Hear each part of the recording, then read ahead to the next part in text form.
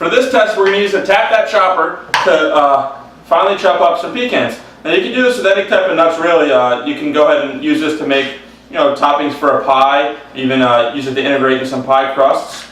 And how about toppings for a sundae? Some nice, fresh, finely chopped nuts. So I put it into the cup just for easy, containment of the chopped nuts that we're going to end up with here. So then you simply just put the Tap That Chopper on it and just tap it a couple times. Obviously, the more you tap it, the finer they're going to be. So let me just go ahead and a little bit and see what kind of results we got. So here are our results. I'm going to dump some out here onto the cutting board so you can see. Very uniform, nicely finely chopped, no big chunks. I'd say for that part of the test, this Tap That Chopper really did a nice job chopping up the nuts. For this test, we're going to use some onions here with the Tap That Chopper directly onto the cutting board. We're not going to use the cup that contains what we're chopping. We just took an onion, cut it up a little bit. This is probably a little bit too big, so just do one at a time. And again, this is nice because you're not actually touching the onion when you're cutting it up, so it's going to prevent you getting any kind of teary-eyed from doing it. Hit it a couple times, and just like that, some nice finely chopped onions. I can go ahead and just do a little bit more here.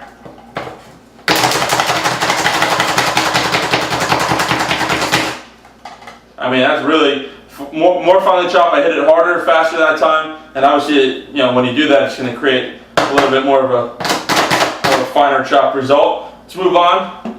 Just going to grab some garlic here. Before I do that, let me show you the actual results. Tilt it up so you can get a good look at it. And as you can see, over here to my left, we have the finer chopped onions. Over here to my right, I just hit it less, and it gives you, some onions that you can saute up and put on top of something.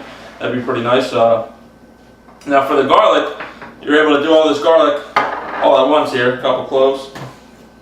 And you want to add fresh garlic to that meal. You don't want to chop up the garlic. Sometimes small pieces are hard to cut up. Just like that, perfectly minced up, nice finely chopped garlic. Perfect. You can go ahead and cook that up in olive oil. Start seasoning your food with that. And again, I did onions and garlic. Didn't have to touch either of them. I'm not getting teary-eyed over this at all. And it was really easy to do. For that part of the test, I think that the Tap That Chopper does a really great job. Now we're going to use the Tap That Chopper to chop up some red peppers, and it's pretty easy. Just going to go ahead and grab them. Now red pepper is a vegetable that has a skin on it. So, you're going to have to see how it does with the chopping through the skin. And obviously, it cut it up a lot, but it didn't. It definitely didn't go through the skin. Let's try another piece. This time we'll go skin down and see if that makes all the difference. Let's go ahead and grab that piece. So I think that's going to be the difference. If you go skin up, it's not going to really work, but if you go skin down, it works. Let me try this piece again. And obviously, skin down, it does a great job.